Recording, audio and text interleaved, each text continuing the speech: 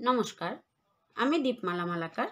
ষষ্ঠ শ্রেণীর ছাত্রছাত্রীরা, আজ আমি দেখো তোমাদের কোষে দেখি 21-এর যে অঙ্কগুলো আছে সেগুলো সমাধান করে দিচ্ছি। দেখো, একের দাগে কি বলেছে, নিচের কোন কোন ক্ষেত্রে অনুপাত তৈরি করা সম্ভব লিখি। তাহলে আমরা কি জানি, অনুপাত কিসের করা যায়? অনুপাত কিন্তু সবসময় সমজাতীয় রাশির মধ্যেই করা যায়, ঠিক আছে? তো আমরা দেখি এখানে সমজাতীয় রাশি কোনটা কোনটা আছে। দেখো, এ নাম্বারে আছে আমার বন্ধু জয়িতার ওজন ও জয়িতার উচ্চতা। তাহলে ওজন আর উচ্চতা কিন্তু সমজাতীয় রাশি নয়, কাজে এটা আমাদের অনুপাত তৈরি করা সম্ভব না। তোমরা খাতায় লিখে নেবে, অনুপাত তৈরি সম্ভব নয়। আমি এখানে কাটা চিহ্ন দিয়ে নিলাম। বি নাম্বারে আছে এ মাসে আমি কতদিন স্কুলে গেছি ও আমার বন্ধু জাহির কতদিন স্কুলে গেছে।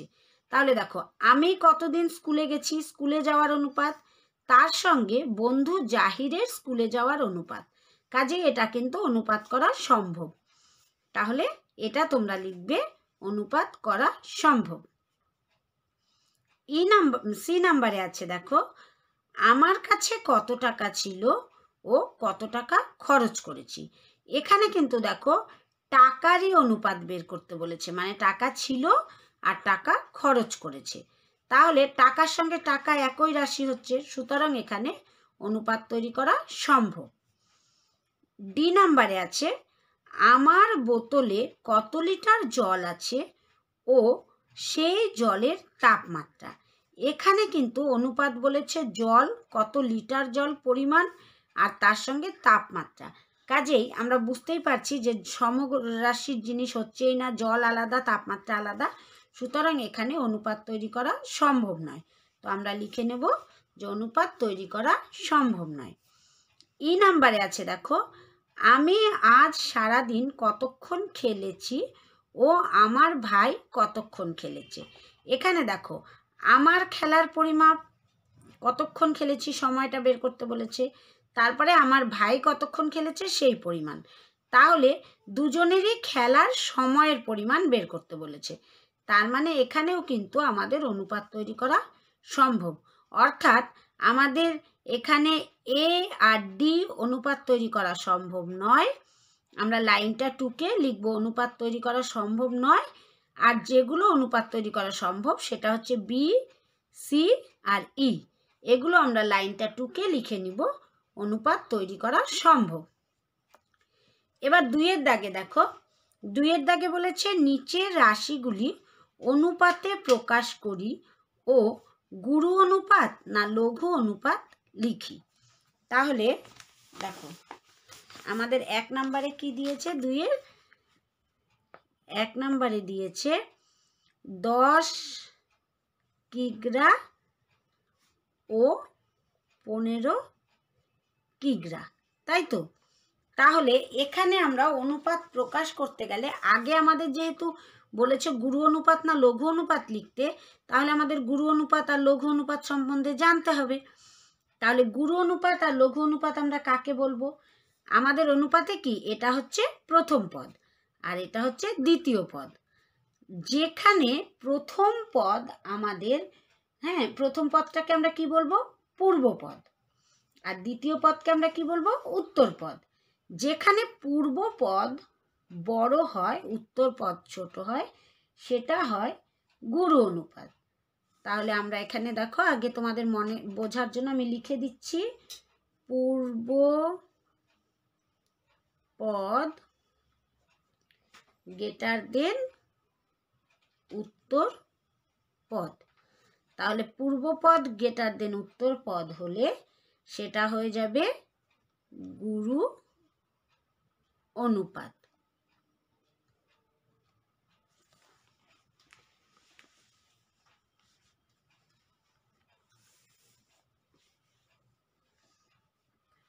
আবার পূর্ব পদ লেস দেন উত্তর পদ হলে সেটা হয়ে যাবে লঘু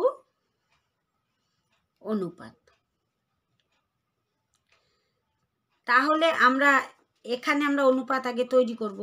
দেখো 10 কিগ্রা অনুপাত 15 কিগ্রা।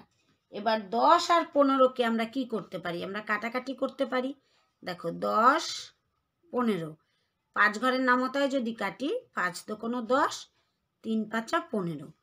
তার মানে এখানে আমরা 2 অনুপাত 3 লিখতেই পারি। এখানে পূর্বপদ কি হচ্ছে, পূর্বপদ উত্তরপদের চেয়ে ছোট হচ্ছে, তাই না? সুতরাং আমরা লিখব এটি লঘু অনুপাত। আমাদের শুধু অনুপাতটা মনে রাখতে হবে যে পূর্বপদ যদি উত্তরপদের থেকে বড় হয় তাহলে গুরু অনুপাত, আর যদি নাকি পূর্বপদ ছোট হয় লেস দেন উত্তরপদ তাহলে হবে লঘু অনুপাত। তাহলে এটি আমাদের হয়ে গেল লঘু অনুপাত।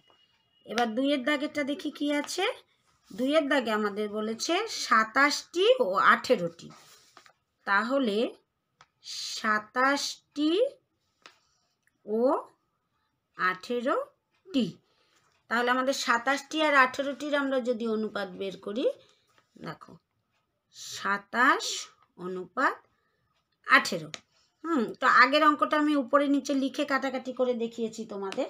তাহলে এটাকে আমরা দেখো কোন ঘরে নামতায় কাটতে পারি, 9 দোকানো 18 আর 3 নং 27। তাহলে এখানে আমরা 9 ঘরে কাটলে 3 নং 27, 9 দোকানো 18। এখানে কি হচ্ছে, এখানে পূর্বপদ বড় হচ্ছে, উত্তরপদ ছোট হচ্ছে, সুতরাং এটি গুরু অনুপাত। বুঝতে পারছো তো? এবার 3 নাম্বারটা দেখো। 3 নাম্বারটায় আছে 30 টাকা ও 22.50 টাকা। তাহলে 30 টাকা ও 22.50 টাকাকে আমরা যদি অনুপাতে বের করি, তাহলে দেখো এখানে 30 টাকাকে আমরা পয়সায় পরিণত করব। তাহলে 30 গুণ 100, 100 পয়সায় 1 টাকা হয়। কেন পয়সায় পরিণত করব, কারণ এখানে টাকা ও পয়সা আছে। ও এখানে 22 টাকাকে করব 22.50 গুণ 100। তাহলে 30 আর 100 গুণ করলে হয়ে যাবে 3000। আর এখানে আমি অনুপাত, এখানেও যদি আমি পয়সায় পরিণত করি, দেখো 2 2 5 0, আরও 2টো শূন্য হয়ে গেল। এবার 2 ঘর আগে দশমিক বিন্দু আছে, সুতরাং 2 ঘর আগে দশমিক বিন্দু দিলাম। তাহলে আমাদের এই শূন্য কেটে গেল দশমিকের পরে। তারপরে আমরা এটা লব হর সাজিয়ে কাটাকাটি করব। দেখো 3000 আর এখানে 2250। তাহলে 0 কেটে গেল। 5 ঘরের নামতায় আমি যদি কাটি, তাহলে 4 5 20, 5 5 25, 45 হয়ে গেল। আর এখানে হয়ে গেল 5 6 30 আর 0। এবার যদি 15 ঘরের নামতায় কাটি, দেখো 3 15 45, 4 15 60। তার মানে 4 আর 3, তাহলে এখানে হয়ে গেল 4 অনুপাত 3। তাহলে 4 অনুপাত 3 হলে আমাদের এটা কি অনুপাত হয়ে গেল বলো? এটা আমাদের, যেহেতু পূর্বপদ বড়, সুতরাং এটা আমাদের হয়ে গেল এটি গুরু অনুপাত। বুঝতে পেরেছ? এবার 4 নাম্বারটা দেখো। 4 নাম্বারে আছে 4.9 লিটার ও 8.4 লিটার। তাহলে 4.9 লিটার ও 8.4 লিটারকে আমরা যদি অনুপাতে সাজাই, তাহলে 4.9 অনুপাত 8.4। তো আমরা এখানে দশমিক বিন্দু যেহেতু আছে, দশমিক তোলার জন্য আমরা কি করব, এখানে 4.9 গুণ 10 অনুপাত, আমরা জানি যে অনুপাতের অঙ্কে একই সংখ্যা দিয়ে আমাদের গুণ করতে হয়, তাহলে গুণ 10। তাহলে এখানে 49 আর 10 গুণ করলে আমরা কি জানি যে এখানে 1 দিয়ে কোনো সংখ্যাকে গুণ করলে সেই সংখ্যাই হয়, পাশে একটা শূন্য বসে যায়। তাহলে 4 9 0 অনুপাত 8 4 0। এবার বলো দশমিক বিন্দু কোথায় হবে? 1 ঘর পরে আছে, তাহলে এখানে দশমিক বিন্দু বসলো, আর এখানেও এক ঘরে কি দশমিক আছে, এখানে বসলো। তো দশমিকের পরে শূন্য কেটে গেল, তাহলে এখানে হয়ে গেল 49, এখানে হয়ে গেল 84। তাহলে আমরা যদি ভগ্নাংশের আকারে সাজাই তাহলে 49 আর 84। তো আমরা কাটাকাটি করলে দেখো 12 ঘরের নামতায় 7 ঘরের নামতা আমরা যদি কাটি 7 7 49, 7 12 84, তাহলে 7:12 হয়ে যাচ্ছে। তাহলে 7:12। তো এখানে কি আমরা দেখতেই পাচ্ছি যে পূর্বপদ আমাদের ছোট ও উত্তরপদ বড়, সুতরাং এটি আমাদের হয়ে যাচ্ছে লঘু অনুপাত। তাহলে সুতরাং এটি লঘু অনুপাত। এবার 5-এর দাগে দেখো, 5-এর দাগে বলেছে 52 মিটার ও 78 মিটার। তাহলে 52 মিটার ও 78 মিটার যদি হয়, আমরা আগে অনুপাতে সাজাবো 52:78। তো আমরা যদি ভগ্নাংশ আকারে সাজাই তাহলে দেখো 52 উপরে চলে গেল 78। তো আমরা এটা কত দিয়ে কাটাকাটি করতে পারি? দেখো, যেহেতু এককের ঘরে জোড় সংখ্যা আছে, আমরা কিন্তু প্রথমেই 2 দিয়ে কাটতেই পারি, তাই না? তাহলে দেখো 2 দোকানো 4, 6 দোকানো 12, 26। এখানে 2 দিয়ে কাটলে 3 দোকানো 6, 18, 9 দোকানো 18। এবার আমরা দেখো 13 ঘরের নামতায় কাটতে পারি। 13 দোকানো 26, 3 13 39। তার মানে 2 আর 3, তাহলে 2:3। এখানে আমাদের দেখতে পাচ্ছি যে আমাদের পূর্বপদ হয়ে যাচ্ছে ছোট, সুতরাং এটি আমাদের হয়ে যাবে, এটি লঘু অনুপাত। তাহলে দেখো এখানে 6 নাম্বারটায় কি বলেছে? 1 ঘন্টা 24 মিনিট ও 6 ঘন্টা 18 মিনিট। তাহলে 1 ঘন্টা 24 মিনিট ও 6 ঘন্টা 18 মিনিট দেখো আমি তুলে নিয়েছি। তো এখানে ঘন্টা আর মিনিট আছে, ঘন্টা মিনিট আছে। তো আমি সংখ্যাগুলোকে সমরাশি করার জন্য আমি যদি মিনিট করে নিই তাহলে আমাদের কাটাকাটি সুবিধা হবে, তাই না? তাহলে 1 ঘন্টায় আমরা জানি 60 মিনিট, তাহলে 1 গুণ 60 মিনিট বানালে আর সঙ্গে 24 যোগ করলাম, আর এইদিকে আমাদের 6 ঘন্টা 18 মিনিট, তাহলে 6 গুণ 60 যোগ 18, তাহলে 60 অক্ষে 60 আর 24 84। আর অনুপাত এখানে 6 6 36, 360 আর 18, তার মানে 378। তাহলে 378 মিনিট আর 84 মিনিট। এবার আমরা অনুপাতে সাজালে দেখো 84, 378, এটাকে আমরা কাটাকাটি করব। তো এককের ঘরে জোড় সংখ্যা আছে বলে প্রথমে আমরা জোড় সংখ্যা 2 দিয়ে কাটবো।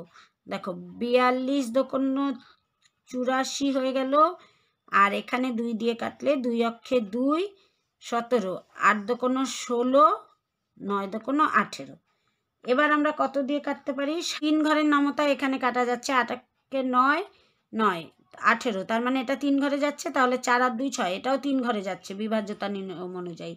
তাহলে 3 14 42, আর এখানে 3 দিয়ে কাটলে 3 6 18, 3 তিরিক্ষা 9 63, তাই না? তাহলে আবার যদি কাটি আমরা 7 দোকানো 14 আর 7 নং 63, তাহলে 2 আর 9 হয়ে গেল, তাহলে আমাদের হয়ে যাচ্ছে 2:9। এখানে আমরা কি দেখতে পাচ্ছি যে আমাদের পূর্বপদ ছোট, উত্তরপদ বড়, তাহলে এটি আমাদের কি হয়ে যাচ্ছে? লঘু অনুপাত। সুতরাং এটি লঘু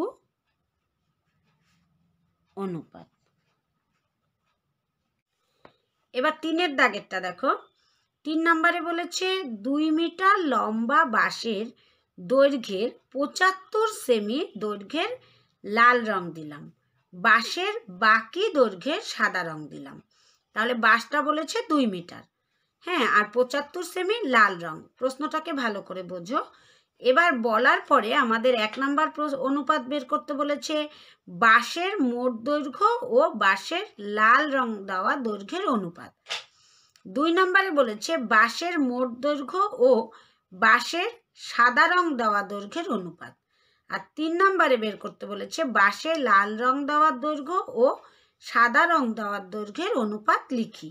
তাহলে দেখো অঙ্কটাকে আমরা খুব সুন্দর করে সাজিয়ে বুঝে নেব। এখানে বাঁশের মিটার বলেছিল 2 মিটার লম্বা, আর দৈর্ঘ্য বলেছিল, লাল রঙের দৈর্ঘ্য বলেছে 75 সেমি, তাই না?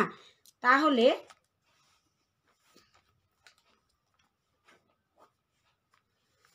আমরা প্রথমে কি করব, 1 নম্বরে আমাদেরকে যেহেতু বলে দিয়েছে বাঁশের মোট দৈর্ঘ্য ও বাঁশের লাল রঙের দৈর্ঘ্যের অনুপাত লিখতে, তাহলে আমরা লিখব বাঁশের মোট দৈর্ঘ্য 2 মিটার, যেটা আমাদের প্রশ্নে দেওয়া আছে। আর যেহেতু আমাদের লাল রঙের দৈর্ঘ্যটা সেন্টিমিটারে দেওয়া, তাই আমরা এই মিটারকে সেন্টিমিটারে প্রকাশ করে নেব। তাহলে 2 মিটার, মিটারের থেকে সেন্টিমিটার যেতে দেখো kilo hecto deca metre deci centi, তার মানে 100 দিয়ে গুণ করতে হবে, তাই তো? তাহলে 2 মিটার সমান সমান আমাদের 2 গুণ 100, তাহলে 200 সেমি। হ্যাঁ, তাহলে বাঁশের মোট দৈর্ঘ্য আমরা বের করার পরে এখন আমাদের বলেছে বাঁশের দৈর্ঘ্য ও বাঁশের লাল রঙের দৈর্ঘ্যের অনুপাত লিখতে। তাহলে বাঁশের দৈর্ঘ্য হয়ে গেল 200 সেমি, আর আমরা লিখেই নিতে পারি যে বাঁশের দৈর্ঘ্য অনুপাত লাল রঙের দৈর্ঘ্য।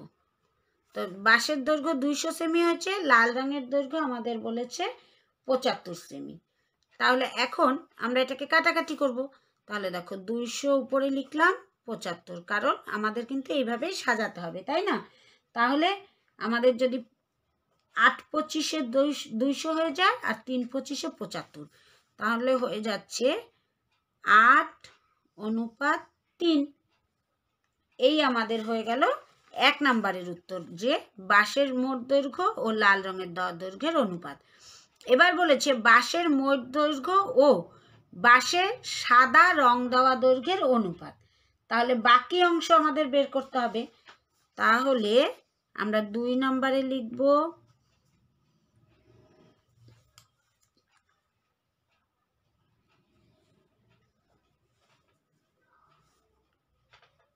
বাকি অংশ সাদা রং, তাই তো? তাহলে 75 যদি লাল রং হয় 200 সেমির থেকে, তাহলে বাকিটাই হবে সাদা রং। সুতরাং সাদা রং সমান সমান 200 বিয়োগ 75, কারণ 200 সেমি আমাদের বাঁশটার মোট দৈর্ঘ্য ছিল আর 75 সেমি ছিল লাল রং। তাহলে 200 থেকে আমরা 75 যদি বাদ দিয়ে দিই, তাহলে হলো 125 সেমি। এখন আমাদের বাঁশের মোট দৈর্ঘ্যের সঙ্গে সাদা রঙের অনুপাত করতে হবে। তাহলে বাঁশের মোট দৈর্ঘ্য অনুপাত সাদা রঙের দৈর্ঘ্য। তাহলে বাঁশের মোট দৈর্ঘ্য কত? 200 মিটার আমরা জানি, তাহলে 200 মিটার লিখলাম। তার সঙ্গে অনুপাত করব আমরা সাদা রং কত পেয়েছি? 125 মিটার, তাহলে 125। এবার আমরা অনুপাতের ভগ্নাংশ করে কাটাকাটি করে নেব, 200 125। তাহলে 5 ঘরের নামতায় যদি আমরা কাটি, তাহলে দেখো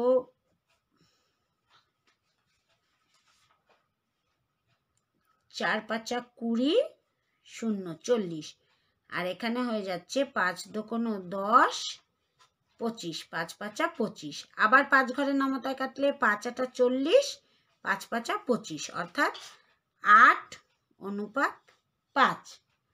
এটা আমাদের হয়ে গেল বাঁশের মোট দৈর্ঘ্য ও সাদা রঙের দৈর্ঘ্য।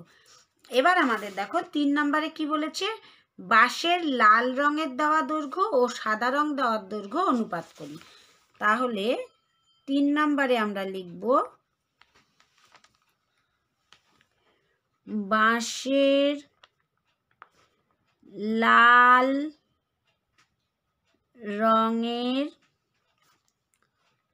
দৈর্ঘ্য অনুপাত সাদা রঙের দৈর্ঘ্য।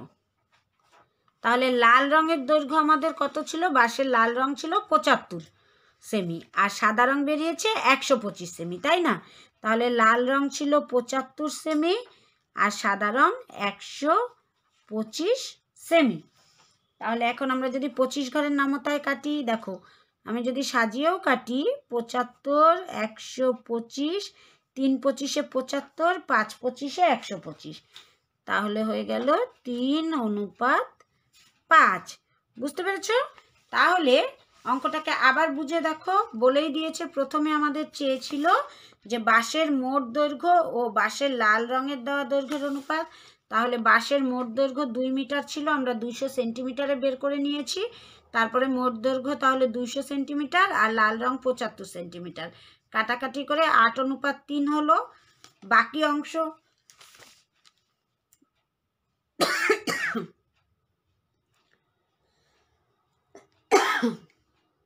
2 নম্বরে বলেছে বাঁশের মোট দৈর্ঘ্য ও সাদা রঙের অনুপাতের দৈর্ঘ্য। তাহলে মোট দৈর্ঘ্য থেকে সাদা বের করে নিয়েছি সাদা রং, তারপরে আমরা মোট দৈর্ঘ্যের সঙ্গে সাদা রঙের অনুপাত বের করেছি, তারপরে লাল রঙের দৈর্ঘ্য ও সাদা রঙের দৈর্ঘ্যের অনুপাত বের করেছি। ঠিক আছে? যে জায়গাটা না বুঝতে পারছো আবার একটু রিভিউ করে দেখে নাও।